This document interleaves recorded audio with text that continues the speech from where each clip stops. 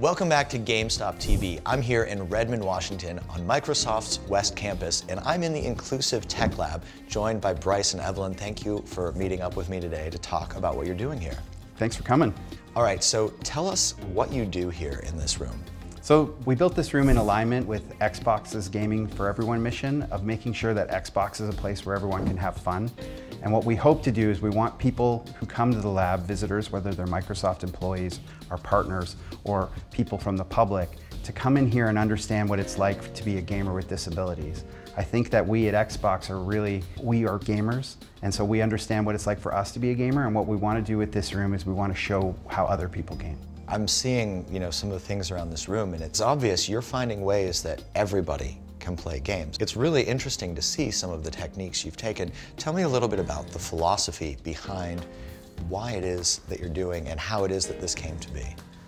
Yeah, so we built this space because we realized there was a need to better educate people within Microsoft and within Xbox so that they understand how to build more accessible experiences for our customers.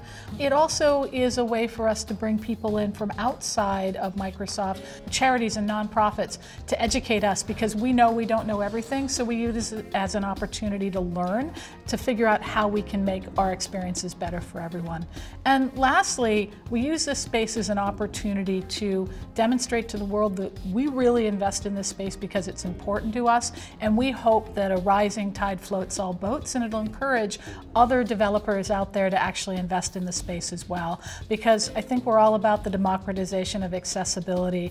It doesn't matter whether we build it or somebody else does. What matters is that gamers have the ability to actually play. Yeah, you're doing great things for the gaming community here, and something to note is that this room and this project in general was started by passionate individuals within Microsoft that gave their time to make this happen, correct? Absolutely. We have a small team that kind of works in this room, and we're growing, and we've had a lot of success, and we hope to basically bring more people from around the company in to see what we've got going on here. So tell me about some of the accomplishments that this team has made and some of the technologies that you've pioneered.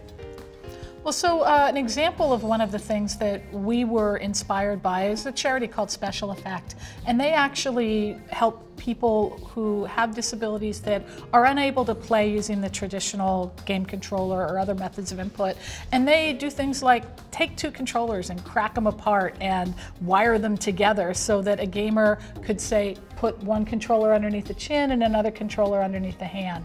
And so we looked at that and we realized that, hey, we can do that with software. And so what we did was we built a capability to take two controllers and virtualize them as one. So now gamers don't actually have to break open a controller. They can just use what's built in as part of our platform.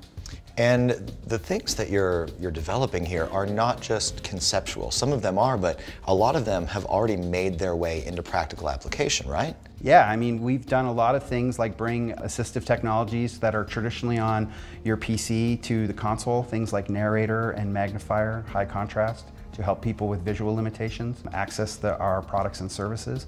And so we are taking these ideas that have been around in the accessibility community for a long time, and we're applying them specifically to gaming. So where do you see the work that you're doing here, your research, going in the future? What are your hopes for inclusive tech? Well, we really hope that what we do here actually not just inspires people within Microsoft, but inspires people outside of Microsoft to really come up with creative and innovative ideas and build upon some of the things that we've built as a base technology. We hope that game developers, hardware developers, and software developers actually think, hey, people want to use the products and they can't. Let's figure out a way to make it easier for them to use it. What you're doing here really affects people of all abilities. Even a gamer that may not be visually impaired may be benefiting from a technology that you've developed. And there are a lot of things that have, found their way into the lives of every gamer. It's a very impressive thing that you're doing, and I know that this is touching a lot of people's lives. There are a lot of people that either are or know or are related to people that have some sort of disability that you're helping get into gaming. So for people that are interested, where can they learn more about inclusive tech? You can go to xbox.com/accessibility to learn more about what we're doing here. And you can also check out many of our other sort of inclusive technologies and inclusive design resources that you can find on Microsoft.com. That's excellent. Thank you so much. I want to thank you both again for taking the time out of your day to invite us into the Inclusive Tech Lab and sort of open up to the world and show them what you're doing here. Thanks for coming. All right, we need to take a quick break, but we'll be back with more GameStop TV right after this.